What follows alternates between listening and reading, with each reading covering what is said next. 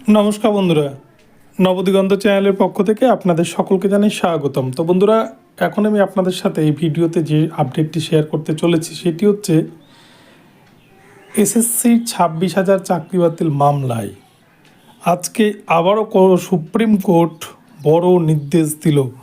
তো supreme court কি নির্দেশ দিল? গত 3রা এপ্রিল 2025 তারিখে সঞ্জীব খান্না স্যারের বেঞ্চের যে অর্ডার, সেই রায় কি, সেই অর্ডার কি কোনো চেঞ্জ হলো? র্যাঙ্ক জাম্প করে যারা চাকরি পেয়েছিলেন, যারা টেন্টেড ক্যান্ডিডেটদের মধ্যে পড়ছেন র্যাঙ্ক জাম্প ক্যান্ডিডেটরা, তাদের ক্ষেত্রে কি নির্দেশ দিল সুপ্রিম কোর্ট?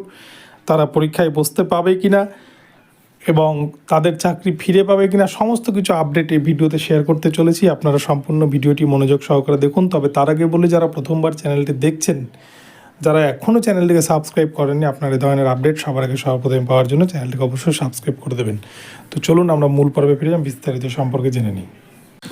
তো বন্ধুরা, আজকে সুপ্রিম কোর্টে, মহামান্য সুপ্রিম কোর্টে এমন একটি মামলা শুনানি ছিল, যে মামলাটি হচ্ছে MA অ্যাপ্লিকেশন। ঠিক যেমন রাজ্য সরকার আমরা দেখেছিলাম গত 3রা এপ্রিল 2025 তারিখের রায়কে MA অ্যাপ্লিকেশন করে কিছুটা হলেও মডিফিকেশান করে আনতে সক্ষম হয়েছিল 31শে ডিসেম্বর 2025 তারিখ অবধি 9, 10, 11, 12-এর যোগ্য শিক্ষকদের চাকরিকে একটা সাময়িক স্বস্তি দিয়েছিলেন।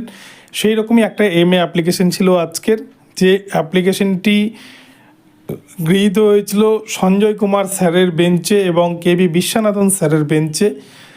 তো এই সঞ্জয় কুমার এবং KB বিশ্বনাথন স্যারের বেঞ্চ আজকে এই মামলায়, মূলত বলে রাখি, এই মামলাটি করেছিল টেন্টেড ক্যান্ডিডেটরা, যারা র্যাঙ্ক জাম্প করে চাকরি পেয়েছিলেন SSC 26,000 প্যানেলে, এবং যারা র্যাঙ্ক জাম্পের জন্য চাকরি খুইয়েছেন তাদের হয়ে আজকে মামলা লড়ছিলেন মীনাক্ষী আরোরা ম্যাম।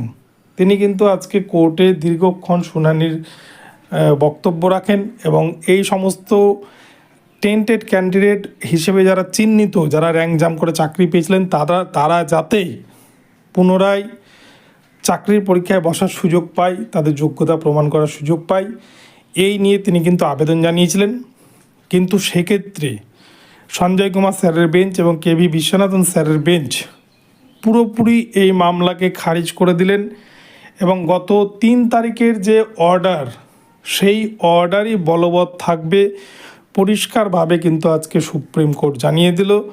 কেননা এই সমস্ত ক্যান্ডিডেটরা র্যাঙ্ক জাম্প করে হলেও এরা কিন্তু টেন্টেডদের মধ্যেই পড়ছে, তাই টেন্টেড ক্যান্ডিডেটদের কোনো ক্ষমা নেই। তাদেরকে কিন্তু এই নতুন পরীক্ষায় অংশগ্রহণ করতে দেওয়া হবে না, মহামান্য সুপ্রিম কোর্ট পরিষ্কারভাবে জানিয়ে দিল, এবং তাদের চাকরি কিন্তু বাতিলই থাকছে।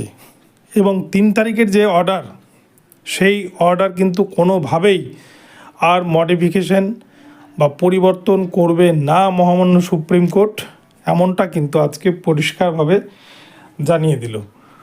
তো এই বিষয়টা আজকে উঠে আসলো। তো আপনারা জানেন রাজ্য সরকার রিভিউ অ্যাপ্লিকেশন করেছে, কিন্তু সেটা এখনও পর্যন্ত কিন্তু গৃহীত হয়নি। তাই এই 26,000 চাকরি বাতিল মামলার যে অর্ডার, সেই অর্ডার চেঞ্জ হওয়ার সম্ভাবনা কিন্তু 99.9% নেই। আমি এর আগেও বলেছি যে MA অ্যাপ্লিকেশনেই যা করার কিন্তু সুপ্রিম কোর্ট রায় দিয়ে দিয়েছে, আর কিন্তু কোনো রকম চেঞ্জ হবে না। তো এই ছিল আজকের আপডেট। ভিডিওটি ভালো লাগলে চ্যানেলটিকে সাবস্ক্রাইব করে দেবেন। দেখা হচ্ছে পরবর্তী ভিডিওতে। সকলে ভালো থাকবেন, ধন্যবাদ।